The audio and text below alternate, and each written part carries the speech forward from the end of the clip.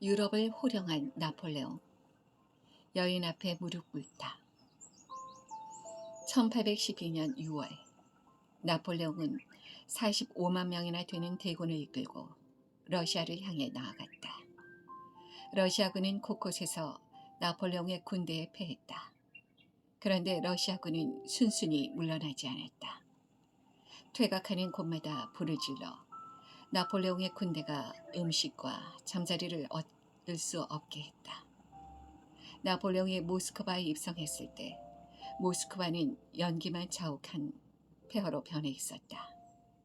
나폴레옹의 군대는 급격하게 무너지기 시작했다. 겨울이 다가오고 있었기 때문에 나폴레옹은 아무런 성과도 올리지 못하고 모스크바를 떠나야 했다. 하지만 이 과정에서 나폴레옹의 군대는 기습을 당했고 그 결과 러시아 원정은 실패로 끝났다. 그리고 이것이 계기가 되어 1814년 4월에 퇴위할 수밖에 없었다. 이때부터 나폴레옹은 몰락하기 시작했다. 천하를 호령했던 나폴레옹의 몰락은 그렇게 갑작스럽고 허무하게 시작되었다. 나폴레옹이 몰락한 이유에 대해서 역사학자들은 여러 가지 이유를 들어 설명했다. 그러나 심리학에서 보면 조금 다르게 보인다. 나폴레옹을 위대하게 만든 모든 조건을 고려해 볼 때 그의 삶에서 이해할 수 없는 부분이 바로 그의 여자 관계이다.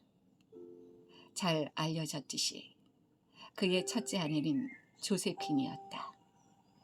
나폴레옹은 총재 정부의 주역이었던 바라스의 소개로 조세핀을 알게 되었다. 사실 조세핀은 바로 바라스의 청부였다. 하지만 나폴레옹은 자신보다 6살 연상인 조세핀에게 한없이 빠져들었다. 그대는 내 영혼을 빼앗아갔소. 당신은 내가 생각하는 단 하나의 대상이요. 나폴레옹의 열렬한 구애 끝에 결국 두 사람은 1796년 3월에 결혼했다. 하지만 나폴레옹이 조세핀에게 빠져들었던 것과 달리 조세핀은 나폴레옹을 사랑하지 않았다.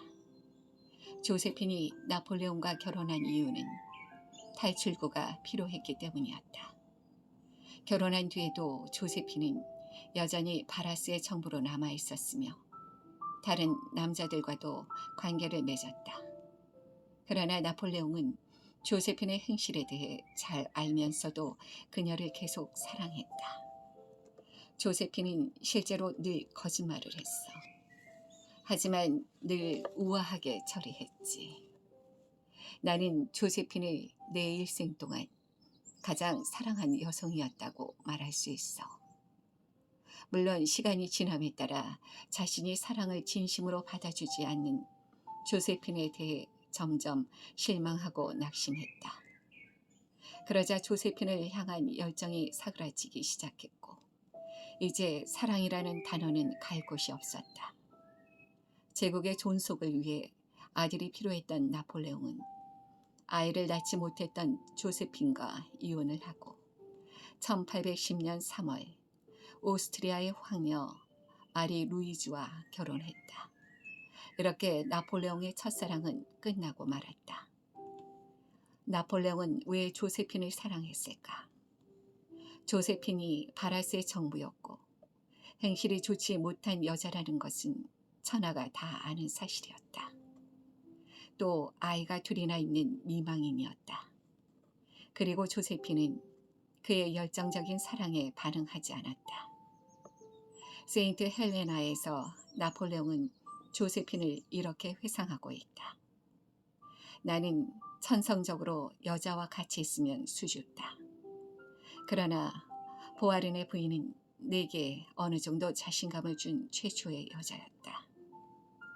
사실 나폴레옹이 여자와 함께 있으면 수줍다는 말이 언뜻 이해가 안 될 수 있다.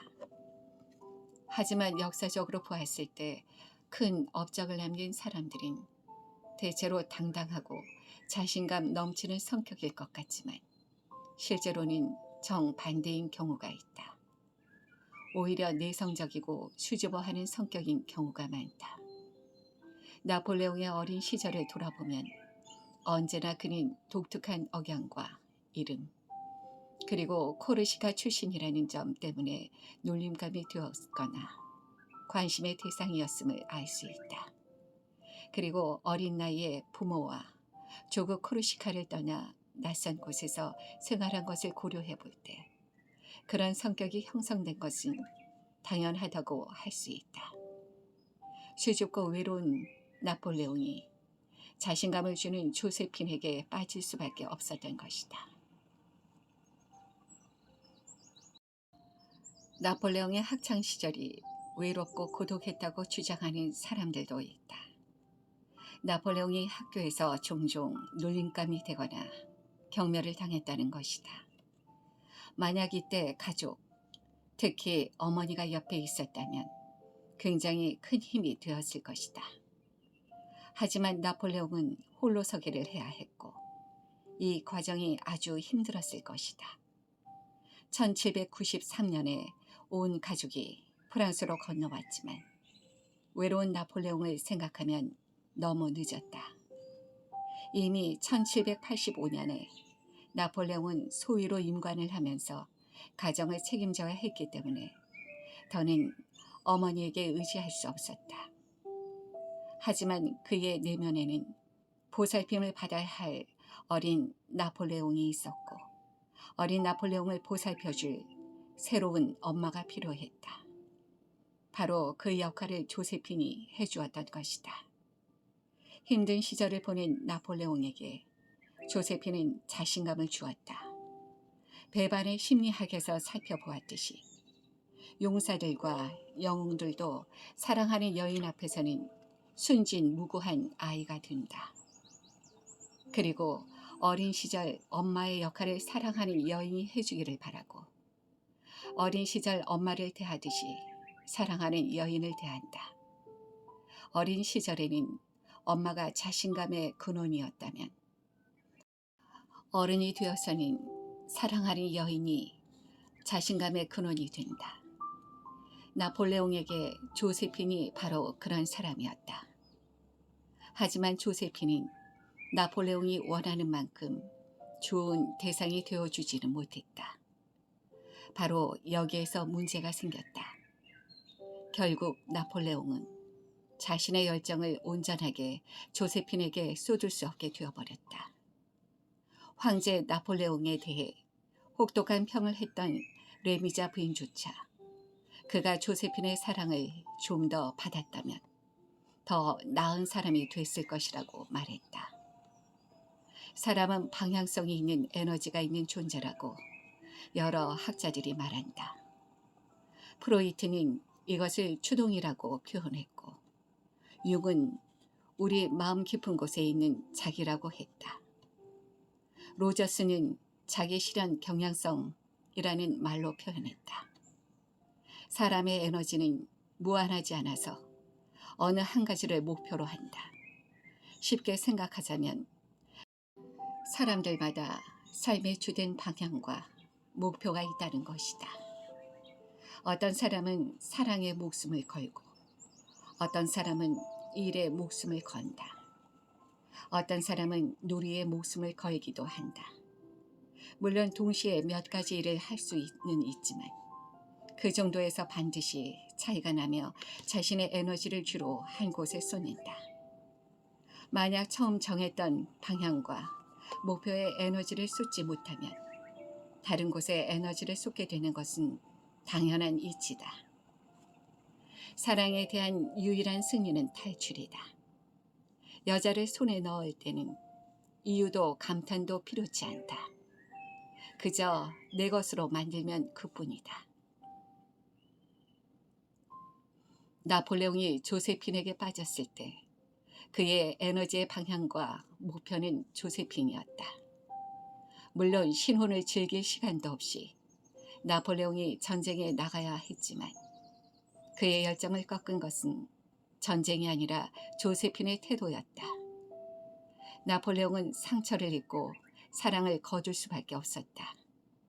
얼마나 큰 상처였는지 그는 다시는 사랑을 하지 않기로 결심했다. 나폴레옹은 열정을 야망으로 돌렸다. 처음 그의 목적은 프랑스 대혁명의 정신을 온 세상에 전파하는 것이었지만 조세핀과 헤어진 뒤로 그는 자신의 권력욕을 실현하고자 했다. 목적이 있는 정복이 아니라 정복을 위한 정복을 시작한 것이다.